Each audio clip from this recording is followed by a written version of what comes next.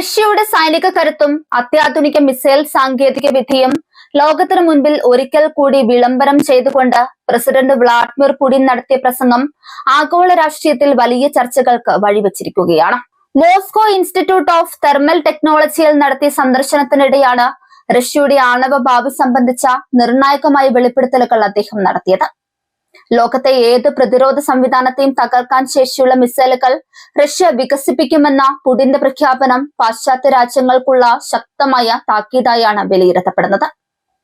ഇൻസ്റ്റിറ്റ്യൂട്ടിന്റെ 80ാം വാർഷികാഘോഷങ്ങളുടെ ഭാഗമായാണ് പുടിൻ ഈ സന്ദർശനം നടത്തിയത്. നിലവിലുള്ളതും ഭാവിയിൽ വരാനിരിക്കുന്നതുമായ എല്ലാത്തരം ആന്റി മിസൈൽ ഷീൽഡുകളെയും പരാജയപ്പെടുത്താൻ ശേഷിയുള്ള മിസൈൽ സംവിധാനങ്ങൾ റഷ്യ നിർമ്മിക്കുമെന്ന് അദ്ദേഹം ഉറപ്പിച്ചു പറഞ്ഞു.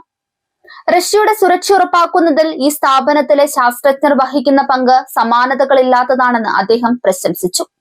ചടങ്ങിൽ വെച്ച് ഇൻസ്റ്റിറ്റ്യൂട്ടിലെ ചീഫ് ഡിസൈനർ യൂറി സോളമനോവിനെ ഓർഡർ ഫോർ വാലിയന്റ് ലേബർ നൽകി പുടിൻ ആദരിച്ചു.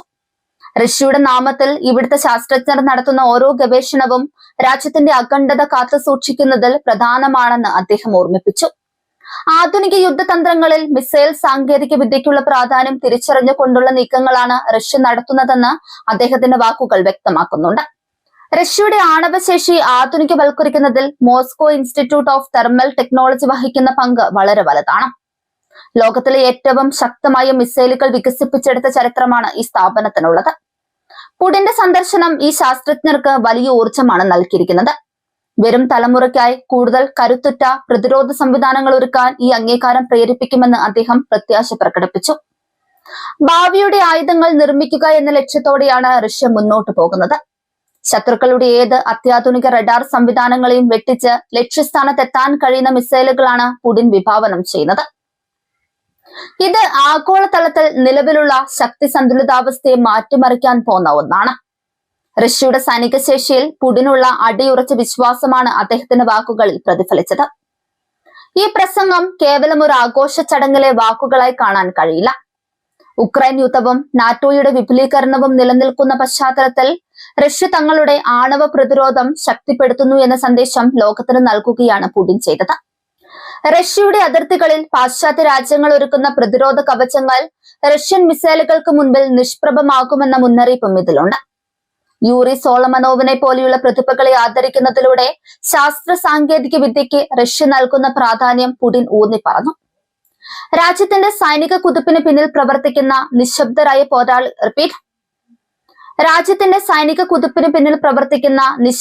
പോരാളികളാണ് ഇവിടുത്തെ ശാസ്ത്രജ്ഞർ. അവരുടെ അധ്വാനത്തെ ഭീമമായ പ്രയത്നമെന്നാണ് പുടിൻ വിശേഷിപ്പിച്ചത്. ഇത് റഷ്യൻ ജനതയ്ക്കിടയിൽ ദേശീയബോധം വളർത്താനും സഹായിക്കുന്നുണ്ട്. മിസൈൽ വിക്ഷേപണ സംവിധാനങ്ങളിൽ റഷ്യ കൈവരിച്ചിട്ടുള്ള മുന്നേറ്റം അമേരിക്ക ഉൾപ്പെടെയുള്ള രാജ്യങ്ങളെ ആശങ്കയിലാക്കുന്നുണ്ട്. ഹൈപ്പർസോണിക് വേഗതയിൽ സഞ്ചരിക്കുന്ന മിസൈലുകൾ തടയാൻ നിലവിലെ സാങ്കേതിക വിദ്യ കൊണ്ട് സാധിക്കില്ല. പുടിൻ സൂചിപ്പിച്ച ഭാവിയിലെ പ്രതിരോധ സംവിധാനങ്ങളെ പരാജയപ്പെടുത്തുന്ന മിസൈലുകൾ ഈ മേഖലയിലെ റഷ്യയുടെ മേധാവിത്വം ഉറപ്പിക്കും. ഇൻസ്റ്റിറ്റ്യൂട്ടിന്റെ 80 വർഷത്തെ ചരിത്രം പരിശോധിച്ചാൽ സോവിയറ്റ് കാലം മുതൽക്കേ റഷ്യയുടെ കരുത്തായി ഈ സ്ഥാപനം നിലകൊള്ളുന്നുണ്ട്. ശീതയുദ്ധകാലത്തേക്കാൾ ശക്തമായ രീതിയിൽ ആണവ ഗവേഷണങ്ങൾ ഇപ്പോൾ പുരോഗമിക്കുകയാണ്. ആഗോള രാഷ്ട്രീയത്തിലെ അസ്ഥിരതകൾക്കിടയിൽ സ്വന്തം സുരക്ഷയ്ക്ക് മറ്റാരേക്കാളും മുൻഗണന നൽകാനാണ് റഷ്യയുടെ തീരുമാനം. ആധുനിക മിസൈൽ ഷീൽഡുകൾ എന്ന് പുടിൻ വിശേഷിപ്പിച്ചത് അമേരിക്കയുടെയും നാറ്റോയുടെയും മിസൈൽ ഡിഫൻസ് സംവിധാനങ്ങളെയാണ്.